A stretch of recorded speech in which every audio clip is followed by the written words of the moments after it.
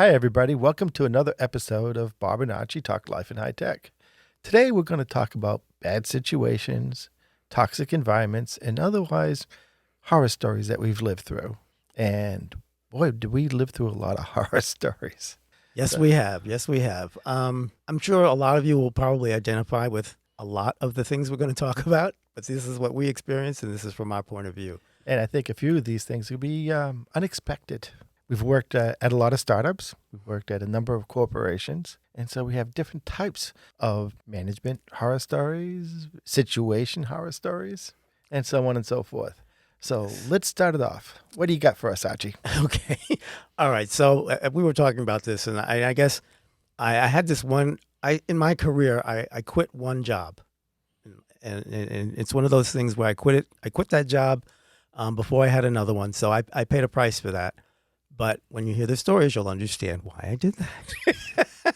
So I was hired as a manager at as a documentation publications manager at a small company. It actually wasn't that small. It was a small company that was bought out by a bigger company. And so I had a team of about 6 or 7 people, and they hated each other. I mean, they hated each other. The way I describe it is there were 2 really, really good writers, top performers, I would say, 3 really bad performers, and then 1 person in the middle, kind of a younger person who was 2 years into the industry. So I can't blame her for anything because she's just learning. But what happened was is the people at the top, the top performers, would not work with any of the people at the bottom. You know, if I was trying to put together a team of 2 people, well, I won't work with her, I won't work with her, and I won't work with her. It's that kind of thing. So it became impossible to actually get anything done. Now, I will say that I took the job knowing that they had those problems. They said, well, that team has some issues, blah, blah, blah. We've been, they've been putting them through all these touchy-feely courses. We're trying to, they hire these consultants to come in and try to build teamwork and all this stuff. Oh, yeah, I've been through a number of those.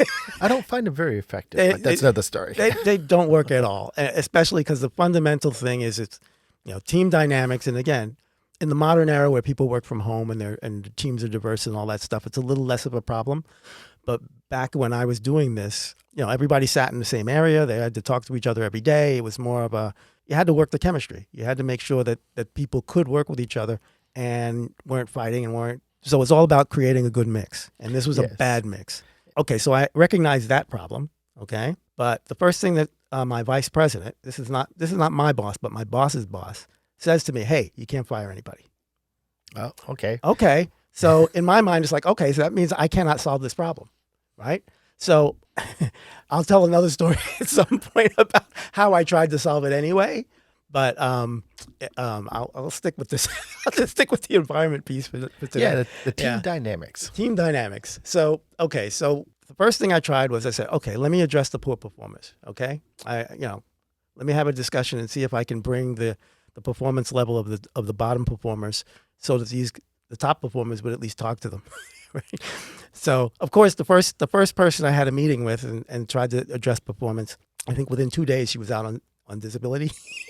So, Oh, yeah, there's a yeah. lot of that Yeah. disability stories It- for later on. Yeah, it was a game. I mean, it's kind of like as soon as I put any pressure on her, she's gone. One down. Insult to injury. Well, in my mind, I'm thinking, great. That's one way to. What did the engineering manager do? Well, actually, the engineering manager took my rec away and gave it to an engineering group, so I couldn't replace her. Right. So now all of a sudden, at least I got her out, but I still had two more that that I had to deal with. I guess to conclude the story was that just before I quit, just before I walked out the door, they did fire that VP. So at least I felt a little vindicated because apparently I wasn't the only manager he was messing with. Because again, this is not my boss. It was my boss's boss, and he's talking to me directly, as well as talking to my people, right? So he'd come to me and say, well, you got this person complaining about this and that. I said, well, I don't want to hear that from you. I want to hear it from that person. So next time she talks to you, you send her to me, please. But, It sounds like your VP was going around you and talking to your group. Yeah, no. And the thing is, I could sense that even my boss was annoyed because when I talked to my boss, he kind of like had this tone that senses that he was irritated as well. Because again, I shouldn't be talking to my VP at all. It's like, that's my boss's job. Okay. So it was just a mess. Yeah. That place was just a mess. A chain of command thing. Yeah. So as long as they had the ear of the VP, they were not going to listen to you, and any changes you tried to make fell on deaf ears. And I said that to my VP. I said, you're undermining my authority. I'm not going to be able to work with this team if you do that.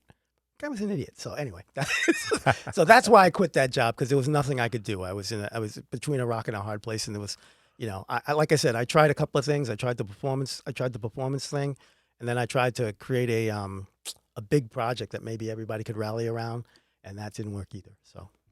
Yeah, I remember you tried a lot of things. We had conversations during this time, though I wasn't in the company. Right. Yeah. It was, like I said, it was the worst job I'd ever had, and the only job I ever quit in my entire career. Yeah, I remember when you did that. You were incredibly frustrated. Yes. Okay, well, we're going to move along from a team dynamic story, and I'll talk about a couple of funny stories. I was working for a small telecommunications group, and they were actually a spinoff from Raytheon. And they had this unfortunate attitude of still being a big company, but they were a startup. So they had the corporate Raytheon attitude in a small company. It didn't work. So they pulled some amazingly bad things. And I think the funniest story I've ever heard, and I was there when it happened, was we were working on this product, this hardware product. Now, if you're familiar with, well, the old rotary phones, for example, you used to hear the clicking and stuff every time you dialed the number. It would go into some kind of home office, which it goes into a mechanical machine, later in an electronic machine, and it gets you to the number that you're dialing. Recognizes that, and it moves it on. And so we did those types of things, and we sold to AT&T, which was a huge corporation, our biggest customer. And so what they said went. We did whatever they said. Well, we were behind on the product. We had updates and this whiz-bang new feature-ridden product, and AT&T says, well, when are you going to deliver it? Oh, next month. And it didn't happen, and went on until AT&T said, send us the product or we'll cancel the contract. Okay, yeah, we're ready. So what they did was they got the truck. This was a big, I don't know, 7-8 foot tall machine, and had to be packaged and everything and shipped on a delivery truck, a special truck. And we did all that. I wasn't part of that process, fortunately. I'm only the writer. And they sent it down from Massachusetts to somewhere in the South, I think, South Carolina, Georgia. I'm not exactly sure where. So all this time, the truck's going down, and we're still working on the bugs. And I talked to somebody. I go, wow, hey, we're working on these bugs. But we sent them the product, and he go, well, not exactly. The box is empty. So what we did was we shipped AT&T an empty box. And I should jump in here. AT&T, as you know it today, is not the company that Bob is talking about. AT&T was the largest employer in the U.S.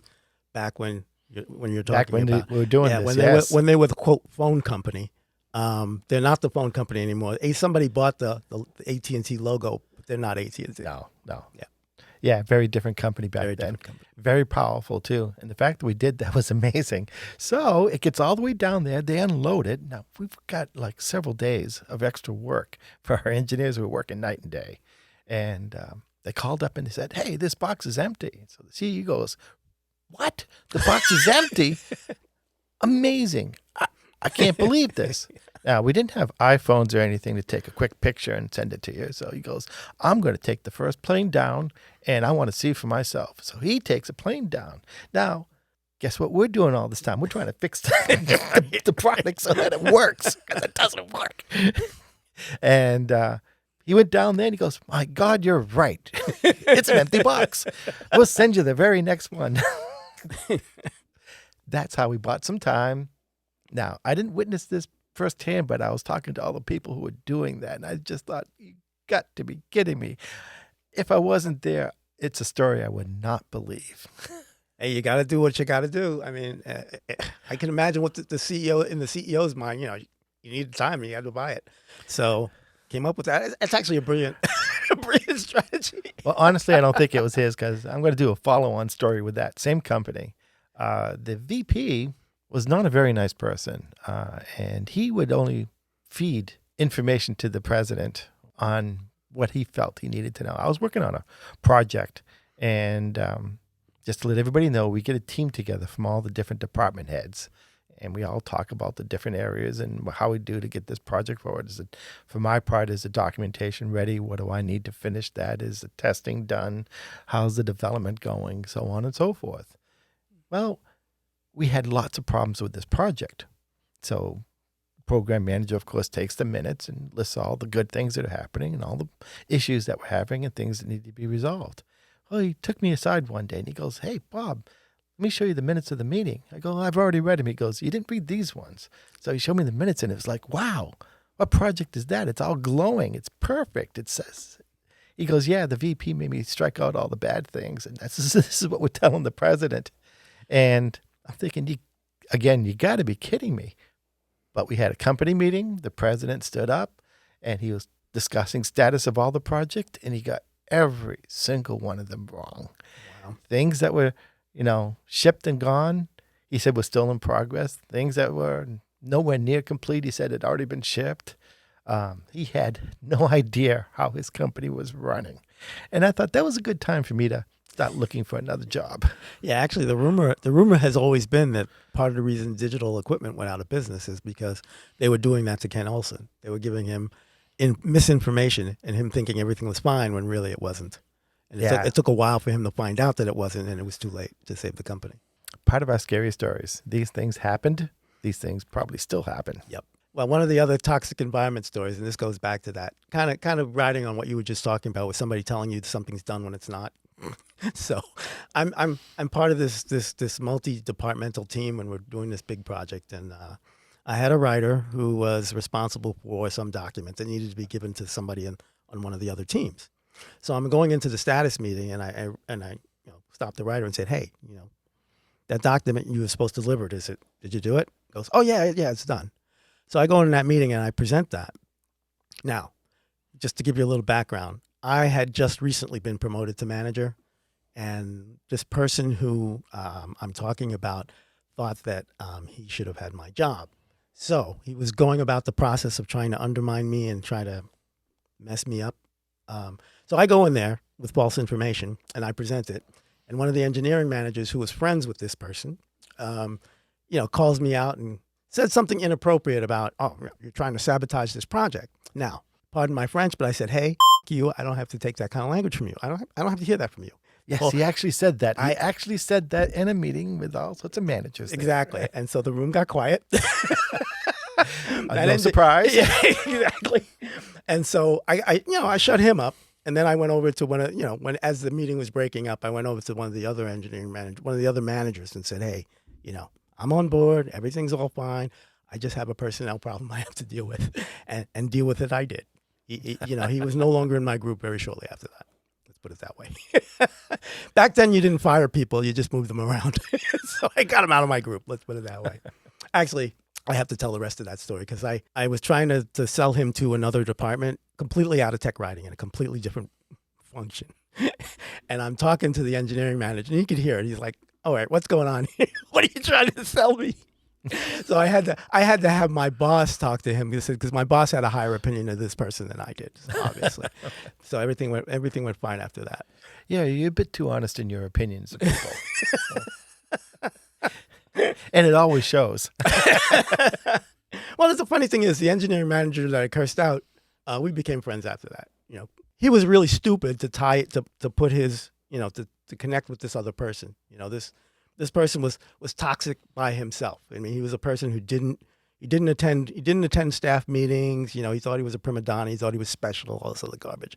And so he was the wrong person for that engineering manager to connect with and put his reputation on the line with that person. So that was his mistake. Yeah, so you can tell by the gist of these stories that if you're working with tough people, it's been going on for a very, very long time. Yeah. Personality problems are always interesting. And that brings me into strange managers. Now, managers are people just like me and you, really. They have their problems, they have their insecurities. It's all up to the individual, the person, whether they're a good manager or not. I had this manager, is actually my boss's boss, and he had this very strange habit of watching us by coming into the room where we were at and then not looking at us. It was very bizarre. He would come in and he would just look around at everything else. We knew what he was doing, but he would never communicate with us. He never talked to anybody. But one day, I told my manager, gee, I got to leave early today. So in the afternoon, I'm packing up. And he happens to walk into the area I'm working in. And he sees me out of the corner of his eyes, packing up. And he looks at his watch and he has his back towards me. And he looks up at the clock.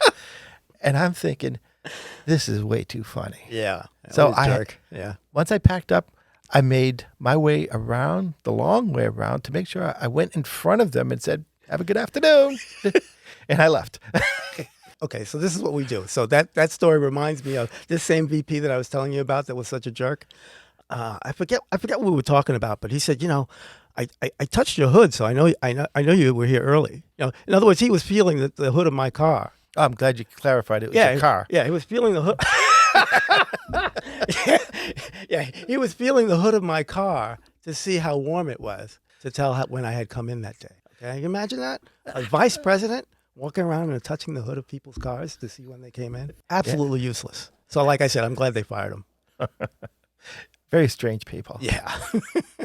And then there are always other personality problems. There's one case where I was probably a little bit at fault for not being as communicative as I should have been. There was a medical company we were working at, and I had the job of doing all the technical writing, but we had a serious problem with the user interface, and nobody was really looking at that. And they had hired someone who knew all about the product. Well, not the product itself. We were doing a software for clinical trials, but we hired somebody who worked in clinical trials. So she knew all what they needed, the environment, the work atmosphere, the professionalism, what they knew technically, what they didn't know technically. She was great to work with. It was wonderful. And then I had requested that we hire a graphic artist, which I think is probably you that did that, because I brought you in as my manager. Yeah, I don't think he worked. I don't think I hired him. I think he worked for somebody else. Okay. Yeah. But in any case, he was there, and he was a young guy, and he was incredibly good as a graphic artist. And I said, okay, I grabbed these two people, and I go, let's redo the user interface, because what we got here isn't working. It didn't map to what the software was doing. And so we sat down and redesigned it. And I had it from a user flow because I knew how software worked. She was giving the information they would need, how they could possibly react, things they had to do to input things. And then he was just such a wonderful graphic artist. And I sent him off to a couple of classes for usability. He took to it very well. The redesigned user interface worked. It was beautiful. When it went to potential customers, we actually won over potential customers, over our leading competitor, because the user interface was so good. However, during this time, people had the idea that I was just doing the writing, and that, my God, why is Bob doing the user interface? What is he? Is he trying to take over the company? And they didn't talk to me, and obviously I didn't talk to them. So when we got this incredible feedback that the user interface was great, the CEO came out to congratulate the team. He congratulated both of them with his back towards me. No matter where I moved, he kept his back towards me. And so the other two people, of course, were embarrassed. They kept on saying, Bob's part of this. Bob got this team together. And, what he did was, instead of congratulating him, what he really did was he destroyed the team dynamics. He didn't turn us against each other, but we lost the morale. Okay. And, well, more so them. I was used to, strange managers by that time. But yeah, that was a really bad move. One of the things we were talking about earlier, this whole business of technical writers is seen as kind of a peripheral function task in engineering teams. Now, Bob and I tend to not think that way, so it gets us into trouble sometimes because we're getting involved in things that people don't think we should. Always. Yeah, we tend to get involved in things that people don't think we should be involved in. So, I use this example. I'll tell it now anyway. Okay, in that same company where I had the problem with the VP and my team, at some point I also took over the usability team. We had two usability engineers, guys, PhDs, smart guys. And so my overarching vision is that everything is part of the user experience. Documentation, the user interface, the software user interface, the service manuals, the training, all of that stuff is part of the user experience. Of course it is, right? Of course it is. Yeah, we're big believers in a team dynamic and a team atmosphere to get a product out that's user-friendly, workable, makes money, keeps our jobs. Exactly. So in my mind, I was so excited to have, here's my opportunity to build an integrated user interface across all of these different things. Because I had the usability engineers and I had the tech writers, I actually wrote a proposal to a company once when I was looking for a job to put writing, usability, training, and marketing under me, right? So we can build a unified interface, a unified user experience. Now, the funny thing is they didn't hire me, but a couple of months later, I did see a job posting that was basically like verbatim out of my out of my proposal. But Your ideas are good when someone else steals them. Exactly. So, I mean, part of the toxic environment. So I had the usability engineers, I had my writers, and I wanted the usability engineers to work with the writers to start improving, they're improving the user interface, the software user interface, but we need to also, integrate that with the documentation. I said, get together with the writers and start talking about this stuff. And they refused to do it. In fact, one of the guys even quit over just a suggestion that they should sully themselves with the technical writers. So yeah, so that company was a mess. I mean, they just hired the wrong kinds of people. The people who wouldn't, they thought they thought that their excrement didn't smell. Well, I noticed that that newer companies don't do that anymore. I mean, we've progressed a lot. Some corporations, some older corporations, still have remnants of that, but I think things are changing. And I think there's still pockets of that. I call it the hero model. They hire people that want to be heroes. I'm going to go and save the world By myself, exactly. And I think corporate mentality has changed. They don't want that. They want teams now. Oh yeah.